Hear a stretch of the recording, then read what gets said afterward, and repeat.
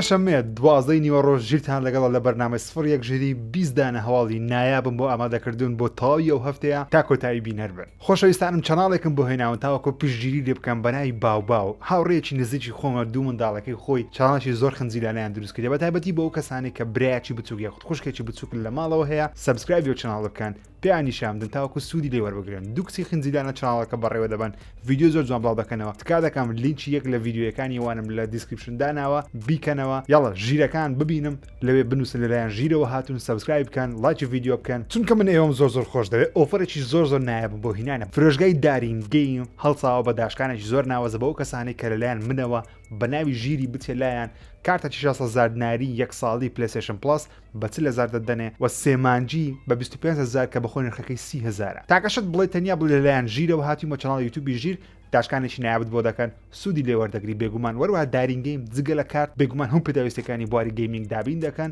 لە کۆنسۆڵ یاری نوێ هەر بابەتێک حەزت لێ لینکی ئینستاگرامی دارین گەیمم لە دیسکریپشن داناوە دەتوانن سوودی لێ وەربگرن ژمارە تەلەفۆنیم دانایە ناونیشانیشان لە سلێمانی سەهۆڵەکە تەلاری سالم نهۆمی دووەمە و دەتوانین لە ڕێگەی ئینستاگرام سایلنت بگەر لە هەولێر بیان لە کەدای لار شوێنێک بی لە ڕێگەی ئۆنلاین سوودی لێ وەربگرە بەڵام بیر نەکەی بەڵێ لەلایەن ژیرەوە هاتوومە داشکانت بۆ دەکەن ئێستاش با 20 دانە هەواڵی ناوازتان پێشکەش بکەم هەواڵی یەکەمم لەسەر قەدەغەکردنی یاری PUBG مۆبایڵە ئێستا لە هیندستان بێگزاری قەدەغە کرا و کار ناکە بە VPN شەوە بەهۆی ئەوەی PUBG لەگەڵ تێنسەتی چینی کاری لەسەر یاریەکە دەکرد حکوومەتی هیندستانیش دژی چینە بۆیە لە ترسی دزینی داتای یاریەکە قەدەغەیان کرد ئێستا PUBG لە هیندستان خۆی جیا کردو لە تێنسێت تا باوەڕ بە حکوومەتی هیندستان بهێنێ بەڵام یاریەکە هێشتا قەدەغە کراوە بۆیە ژمارەی گیمەرانی ئەو یاریە نیوە دابەزی چونکە 10 ملیۆن کەس لە هیندستان ڕۆژانە یاریەکەیان دەکرد بە بۆچوونی خۆم زۆر دڵم پێخۆشە هیوامای لە کوردستانی ڕۆژێک دابێت لەسەر قەدەغەکردنی داتا دزینی نابڵ لەسەر قومارکردنی ئەلکترۆنیەکە قەدەغەی بکەن دەمێ ڕێنگۆ بزانم حەز دەکەن یاریەکە لە کوردستان قەدەغە بکرێ یاخودنا هەواڵی دووەمم کۆمپانیای مای پلیت خەریکی دروستکردنی کەڤەر یاخود پلیتی پلیستیشن 5 بوو بەڵام سۆنی وتی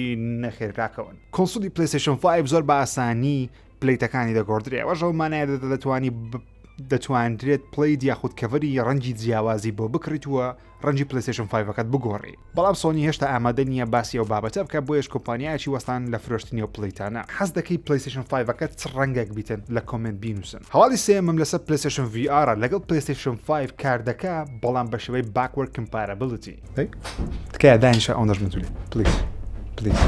پلیس واتە یاری VRەکان هەر لەسەر پلیستیشن 4 بڵاو دەکرێنەوە تا لەسەر پلیستیشن VR کار بکەوە لە ڕێگەی backward compatibility لەسەر پلیستیشن 5 کار دەکەن گەیمەران دەبێت دۆنگڵێک بکڕن تا VRەکەی ئێستایان لەگەڵ پلیستیشن 5 کار بکە و VR نوێیانەی کە ئێستا بڵاو دەکرێنەوە دۆنگڵەکەیان لەگەڵە و تا ئێستاش بە فەرمی دیار نییە کە کەینەوەی تازەی پلیستیشن VR بۆ پلیستیشن 5 بڵاو دەکرێتەوە ئەمەتان پرسم قەت پلیستیشن VR بەکاری نایە خودنا من تا ئێستا بەکاربرینە بەڵام زۆر حەز دەکەم بەکاری بینم بەڵام خۆمەگرتە لە بۆ پلیستیشن VR نوێ هەر قسەکردنە سەر VR فیسبوک هێدسێتە VRی نوێی بڵاو کردەوە کوێست و خاوەنی دوو شاشەی LCD نرخی هەرزانترە لە چاو ڤێژنی ڕابردی و 5 زاریش زیاتر پری ئۆردەر کرا لە چاو کوێستی ڕەسەن بەکارهێنانیشی پێویستە ئەکاونتی فیسبوک دەبێت نرخشی تەنیا 300 دلار زۆر حەز دەکەم دانەیەک بکڕم بەڵام نازم لە کوردستان هەیە نییە نرخی چۆنە نرخی گونجابی حەز دەکەن لە بۆ پیسەکەم تاقی بکەمەوە ئەچنە پلتفۆرمی تایبەت بەخۆشی هەیە هەواڵی پێنجەمم لەسەر چێشەکانی یاری هێلو ئینفینیتە کە هێشتا لە زیادبوونە دەرهێنەری یاریەکەی بەنای کریسلی لە بەرهەمێنان یاریەکە کشایەوە دەرهێنەر و سەرۆکی ستودیۆی بەرهەمێنەری یاری هێلو ئینفینیت کریسلی دوای هەندێک لە کێشە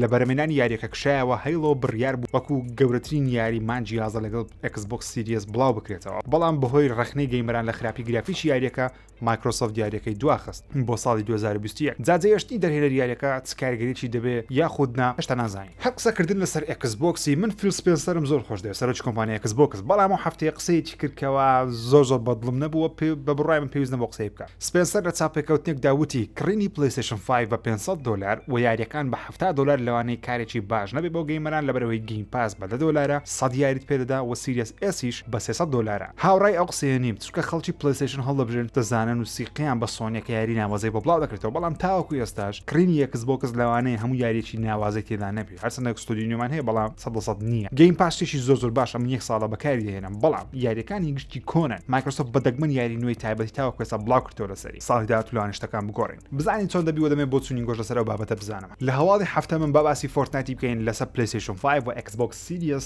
شێوەی چۆنە گرافیش چۆنە Epic Games ڕایگەیان لە نەوەی داهاتووی کۆنسۆڵەکان فۆرتنایت گرافیکی دەبێتە 4K 60 FPS بەردەوام دار و درەخت جوانتر دەبێت کاریگەریەکان لە ڕاستی تر دەچن و جوڵە نەرمتر دەبێت و یاریەکان خێراتر لۆت دەکرێن و هەر لەسەر خێرا لۆتکردنی یاریەکان لەسەر پلیستیشن 5 ئەمەڵۆ دیاری سپایدەرمەن مایلز مۆراڵسە کە یەکجار خێرایە. Voilà, clean boot. Huvudmenyn.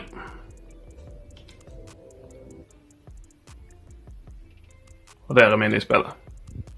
ئەو ڤیدیو یەکجار سەرنجڕا کێشا. هەواڵی هێشتام لەسەر یاری ئایپێکس لەجەنزە کارکتەری هۆرایزن لە بۆ یاری ئایپێکس لەجەنز زیاد کرا. چیرۆکی هۆرایزن باسی دوای 100 ساڵ لە ژیانی خۆی دەکات دوای لە دەستدانی منداڵەکەی بە دوای ڕێگایەک دەکڕێت بچێتەوە ڕابردوو و ڕزگاری بکە. هەروەها هێزی هۆرایزن هێزی ڕاکێشانە دەتوانێت لە ئاسمان خۆی هەڵدا کۆنتڕۆڵی جوولەکانی بکە لە هەوا سکوادەکەی بخاتە ئازمان و هێزی بلاک هۆڵ بە دژمنەکانی بدە. بەهۆی بەردەوامی لە قمار ئێلکترۆنی لە ناو یاری فیفا کۆمپانیای EA هەفتانە دەبێت 500,000 یۆڕۆ بداتە حکوومەتی هۆڵەندا وەکو سزا. لە ئەوروپا هێرشێکی چون دەکرێتە سەر ئەو یاریانی قمار ئێلکترۆنیان تێدایە وەکو فیفا 21 و دادگای هۆڵەنداش بڕیاری دا هەفتانە وەکو باس 500,000 یۆڕۆ لە EA وەرگێ تا ئەو قمار ئێلکترۆنیە لا دەبا. لە کۆتاییدا یەکجار دڵم پێخۆشە پێخۆشە یاندا. خۆشەویستانم ئێستا هەردوو یاری لیتل هۆپ و واچ دۆگز لیجن بڵاوکرایەوە خوێندنەوە پێشکڕینم بۆیان کردیە. هەردوو یاری سەر لە دارینگەیمیش بەردەستن بە هەرزانتر لە نرخی پلیستیشن ستۆر و Xbox ستۆر بەدەستی بێنن. گەر بڵێن لەلایەن ژیرەوە هات. ڤیدیۆی پێشکردنی هەردووچیان لە دیسکریپشن بەردەستە دەتوانن سەیریان. هەواڵی 12ەمم لەسەر قەبارەی یاریەی Call of Duty Black Ops Cold War کە هەر گەورەیە. Activision ڕاگەیان قەبارەی یاریەکە 175 گیگابایت هارد درایڤ داگیر دەکات بەڵام گەر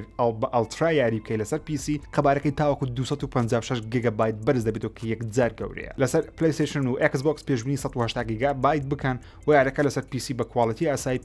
پێویستە بە گرافیک کاردێکی 1660 GTX یاری بکەی و بە کواڵیتی بەرزیش 3080 یا 3070 پێویستە. لە گرافیک کاردە نوێیەکان ئەگەر گرافیک کاردە کۆنەکانش توانی هەمان شتی پێ بکەیت. ستودیۆی بایوەر دێوە یاری ئانثەم دووبارە لەناو گۆڕەکەی دەربینی و زیندی بکاتەوە. ئێستا لە ڕێگەی ئەپدێتێکی نوێی یاری ئانثەم سکیل تریەکی نوێی هەیە بۆ زیادکردنی تایبەتمەندی و هەروەها ستایلێکی نوێی UI هەیە تۆزە لە دێستنی نزیک کرایتەوە. ئانثەم یاریش سەرنجڕاکێش و بەڵام بەهۆی کێشەکانی یاریەکە شکستێکی گەورەی خوارد. ئەو یاری لە 2008ەوە ئاشکرا کرایلەنانی یوبیسۆفت تاوەکو ئێستا بڵاو نەکرایتەوە یاری Beyond Good and Evil 2 کە بەخۆم زۆر حەزم یاریەکە بەڵام بڵاو نەکرایتەوە یوبیسۆفت دەڵێ یاریەکە هێشتا لە بەرهەمهێنانە. یوبیسۆفت ڕاگەیان یاریەکە زۆر باشی بەرهەم دێت و بەرهەمهێنانیشی بەردەوامە نزیکی 2 ساڵە هیچ زانیاریی نوێمان لەسەر یاریەکە دەست نەکەوتووە کە یاریشی جیهانی کراوەی گردوونیە و 12 ساڵیش ئاشکرا کراوە بەڵام کارەکانی تەواو نەبووە. چاوەڕوانی ئەو یاریە دەکەم کە بە بڕای زۆر سەرنجات چێش دیارە. هەردوو یاری Far Cry 6 و Rainbow Six Siege Quarantine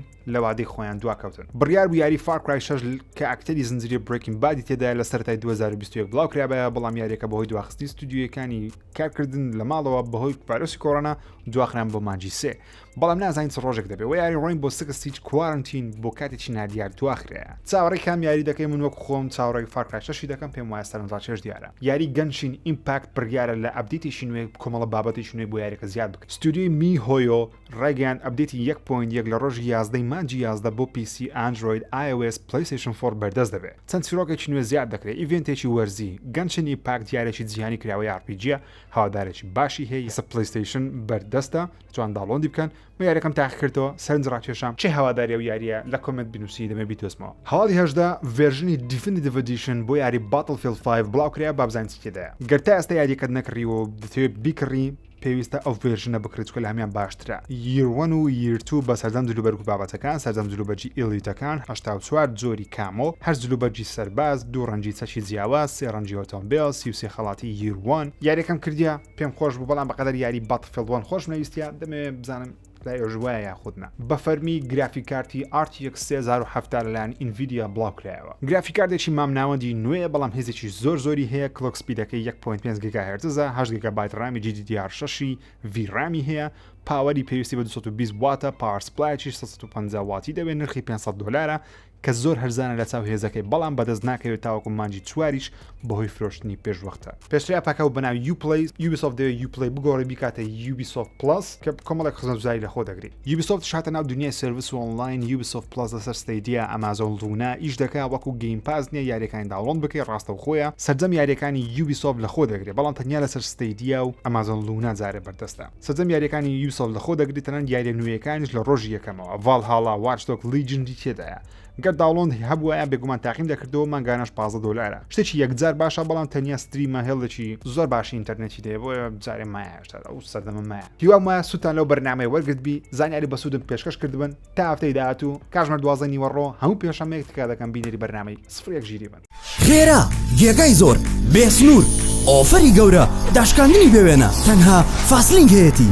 وەک هەمیشە داشکاندنێکی گەورە لە فاسلینکەوە بۆ بەشداربووانی ئێستا لە ڕێگەی بەکارهێنانی ئەپلیکیشنی فاسپەی دەتوانیت سودمەندبی لە داشکاندنی لە 125 لە کاتی پڕکردنەوەی کارتەکانی فاسلینگ